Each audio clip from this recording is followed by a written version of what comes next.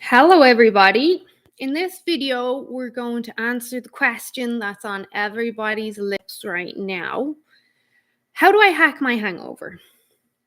Because it is the season where Christmas parties have started for a lot of people. There's going to be a lot more alcohol exposure, and everyone wants to know, how can I avoid feeling rubbish? Now, I've done a lot of videos and posts on hangovers in the past, but it's time for a new one. Before I go on, I must emphasize that I'm not encouraging people to drink or overdo it on alcohol, but the majority of the viewers here, you're adults, you're well able to make up your own mind and make your own choices responsibly. This video is to just help you understand what's going on and hopefully give you some tips that are going to help you not experience such a bad hangover. The tips in this video do work. These are what I use, and the advice is what I use with my clients. They're quite effective. But before we go into that, I want to discuss what is a hangover? Like, how does it affect your body? I'm a big believer in, if people understand their body and what's actually happening, it can help them make better choices, because there's almost a guilt attached there. Like, when you understand and you know what's happening, then you're more likely to make a better choice. Regardless, there will be some tips at the end here should you have alcohol exposure over the Christmas. But before we get into that, let's look at what is a hangover. So, a hangover is basically where you've had exposure to too many alcoholic beverages, and then you wake up the next morning and you feel rubbish. So, hangovers are the experience of various unpleasant physiological and psychological effects that follow medium to high consumption of alcohol. And that's not in everybody, though. Some people can experience a hangover after 1 to 2 drinks. But the majority of people, it's going to be medium to high. The hangover usually kicks in about 10 hours after your blood alcohol peaks, but this can vary according to sex, your weight, your height, genetic disposition. If you have certain health disorders that maybe slow down metabolization and detoxification, circulation, if you've slower circulation, that can affect how alcohol affects you.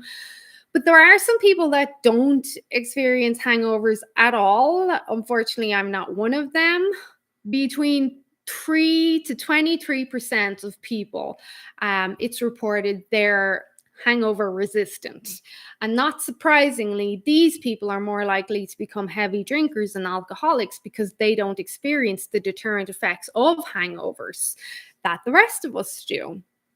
Hangovers can last anywhere from a few hours to a few days. Again, there's variables there that come back to your individual health and different variants. Alcohol really does affect many different levels or aspects of our health and our body. Like, it's quite complex. It's not just the headache and the dehydration that people think. So there's still some gaps in the research that could do with more research around alcohol and how it affects our bodies. But right now we have enough that we can kind of understand what's happening and how to address it or support our body. Researchers, I think we all agree that when alcohol comes into the body, it is a poison, and it does have a lot of biochemical and neurological changes that will happen. And that's what it is. You've basically poisoned yourself. When you consume alcohol, it is a poison. And because of that, your body says, okay, we got to deal with this. We got to get this out as soon as possible because we have to keep him or her alive. So because alcohol is a poison as well, that means it becomes your body's number one priority to deal with that alcohol. So a lot of other processes will get slowed down, but also the breakdown of other macronutrients gets stopped because, yes, alcohol is a macronutrient, and now it's your number one priority. So let's say you did just enjoy a yummy cheesecake with your glass of red wine. Well, your body's going to focus on metabolizing that red wine. And while that's happening, due to what many of us know of the Randall cycle, the sugar and the fat from the cheesecake is not going to be getting broken down. It's going to be getting stored because we're busy focusing on this poison and getting it out of the body. But anyway, so one of the ways that alcohol is metabolized in our body is by the enzyme ADH, which is alcohol dehydrogenase. And ADH breaks down ethanol. And then that forms acetaldehyde, which is a poison and a carcinogen. Then this can get turned into acetate, and then eventually that gets broken down into our carbon dioxide and our water. So we'll exhale that and then urinate, poop, sweat out the water. Some people have genetic variants of the enzymes too that makes the breakdown either faster or slower. And what's known from studying those who break it down slower, that acetaldehyde hangs around for a lot longer, and it can make people feel worse. There's a lot of nausea, there's a lot of diarrhea, there's a lot of flushing. You can experience heart palpitations or rapid heartbeat, changes in blood pressure. So the hangover symptoms become worse with the slower breakdown, but they also hang around for a lot longer. Then we also have consumption of high quantities of congeners. And congeners are chemical byproducts of the fermentation and distillation process. And these are also part of the hangover process. And there are high concentrations of congeners in specific alcohols like red wine and distilled spirits. Ones that are lower in congeners would be like our vodka, our gin, our white tequila, and they're also lower in histamines too. So congeners would include histamines. They include acetones, acetaldehyde, and another one, methanol. And methanol is a product of sugar fermentation, and it actually is thought to be a bigger contributor to hangovers than ethanol, because that ADH, that alcohol enzyme, it breaks down methanol slower than it breaks down ethanol. So then you have these aldehydes hanging around for longer when you have more methanol present, again, making you feel worse for longer. So a lot of things happen. Many of my clients will have heard me speak about glutamate before and GABA before. These are two very important neurotransmitters. So glutamate, some of you may recognize it from monosodium glutamate. Glutamate turns on the brain.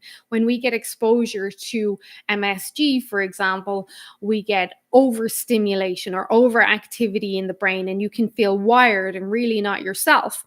Well, GABA kind of calms down and slows down the brain. That's why it's one of our favorite anti-anxiety supplements. But regardless, our brain waves, they try to maintain balance, and GABA and glutamate go together. And usually when glutamate is released, GABA is also released, so they can maintain this balanced system. But when you drink alcohol, it stimulates GABA and the GABA receptors.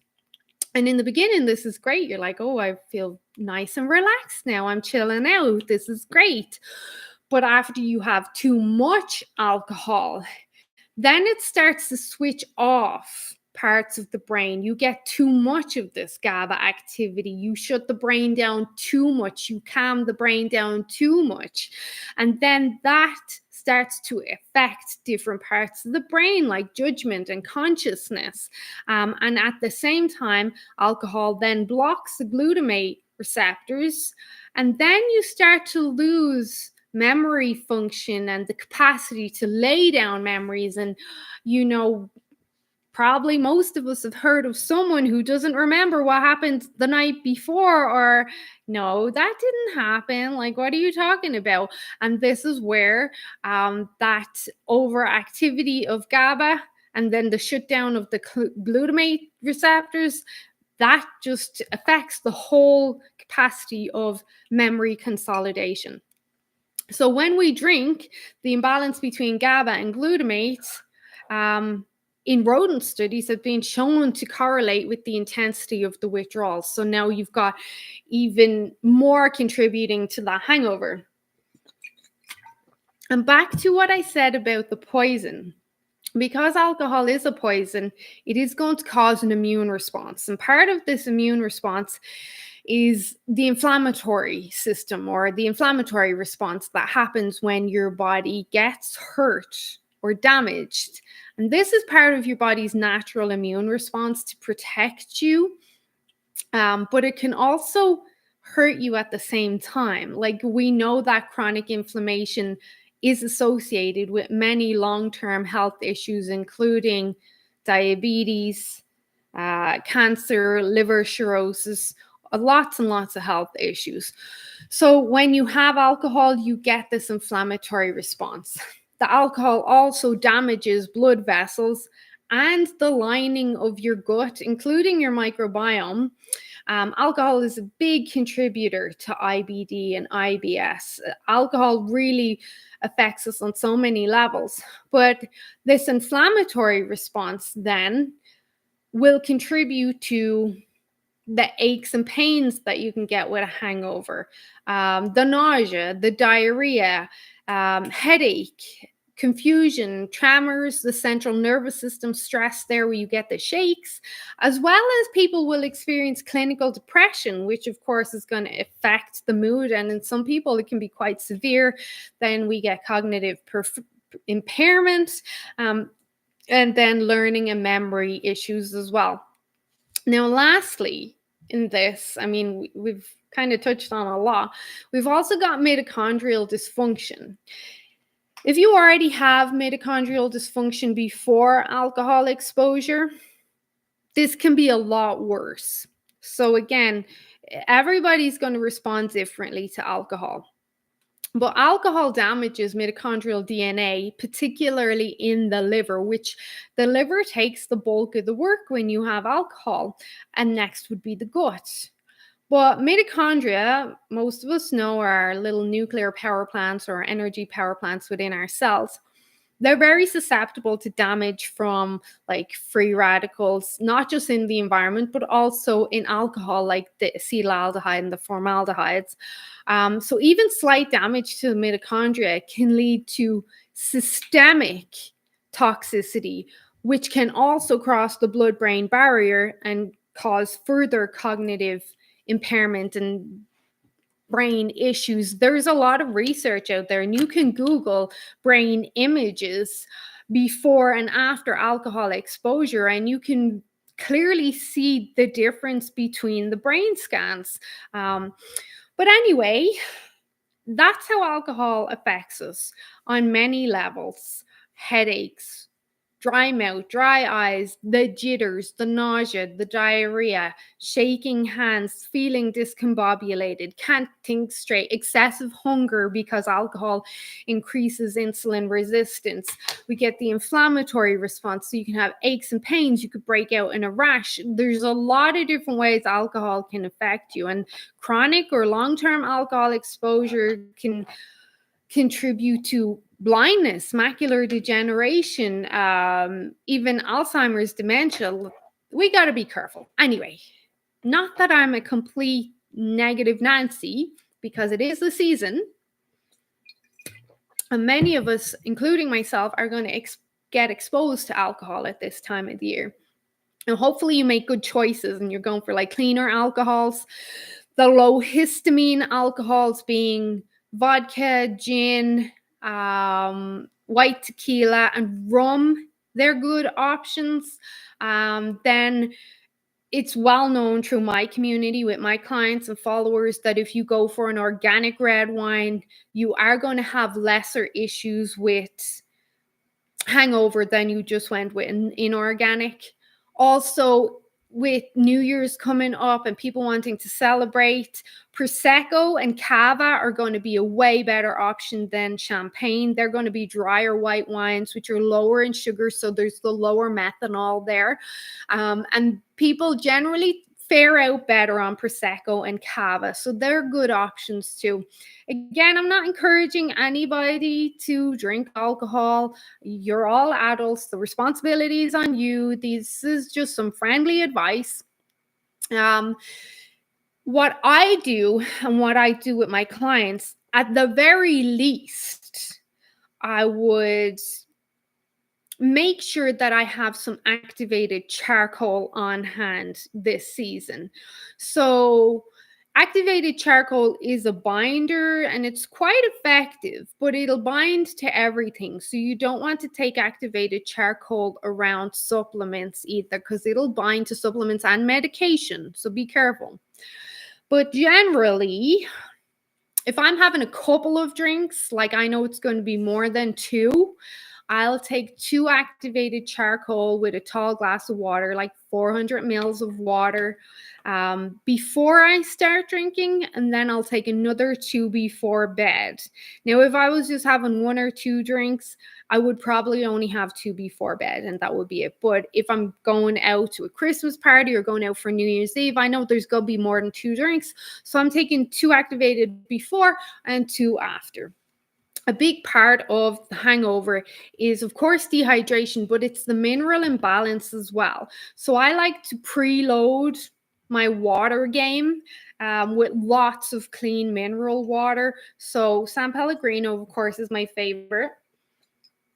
It's very rich in a full spectrum of elemental minerals. So when they're elemental, they're more bioavailable, and it is a cleaner water. And that's important for the mitochondria. So I'll do that. And of course, the next day, I'm making sure I'm getting a lot of minerals and water in. I drink a lot of mineral water. You could also pre-game, as my teenager says, with electrolytes, and then electrolytes the following day. But a big part of the hangover is actually magnesium depletion. Alcohol depletes magnesium a lot faster. So when this happens, then we start to get further detoxification impairment, but you also then will get the jitters, you'll get tremors, you'll get cramps. Your central nervous system will feel discombobulated. Your hands will shake. So that's going to be the magnesium. So it's wise to load up the following morning when you wake up. 300 to 500 milligrams of a good magnesium along with another mineral water or some electrolytes. That can be a game changer. Introducing vitamin C for a lot of people can be a game changer as well. So usually at the minimum, I'm telling my clients and people, look, some activated charcoal, some vitamin C, some magnesium, you should be good. And usually will do the trick. Some people prefer to skip the vitamin C and they'll go straight for NAC, N-acetylcysteine, which can support liver detoxification, and NRF2 activation, which is one of our antioxidant pathways. Some people will skip N-acetylcysteine and go straight to glutathione. So N-acetylcysteine is a precursor to glutathione, which is our master antioxidant, which is essential for liver detoxification. And some people will just go straight for the glutathione. It's quite individual. There's some variabilities there. I like N-acetylcysteine. I take a specific one that has selenomethionine and molybdenum in it as well, which supports the thyroid. Because if you have hypothyroidism or anything that's going to slow down your detoxification pathways and metabolism, that's going to slow down how you metabolize and detoxify alcohol. So that's important to understand. Hypothyroidism and some health conditions will influence this. But that's pretty much what I would do. Like the activated charcoal alone is effective with mineral water, super effective. But if you just want to make sure, no, no, no, I'm not getting anything, you're going to make some cleaner choices with alcohol. If you can do every second drink water, that would be helpful. Your activated charcoal and mineral water before you start drinking, and then again before bed. If you do want to do the likes of vitamin C and magnesium, I recommend you would do that maybe an hour or two before you start drinking, and then again the following morning. So that's pretty much that's my best advice. It usually works pretty well. If you have any other tips or ideas, feel free to share them in the comments. Of course, if you have questions, ask them too. Again, this is not me encouraging people to consume alcohol. Make the right decision. You're all adults. But another one that can be helpful as well is B vitamins to help regulate the gut and the microbiome and any damage that can happen there. I think most of my clients though are taking B vitamins daily, so you should be good to go there. So I hope you found this helpful. As always, give me a like, subscribe, and if you know anyone that would benefit from this information, which is everyone at this time of the year, please share with them so we can all manage to maintain and function optimally in society after our Christmas parties. Okay, bye-bye everyone.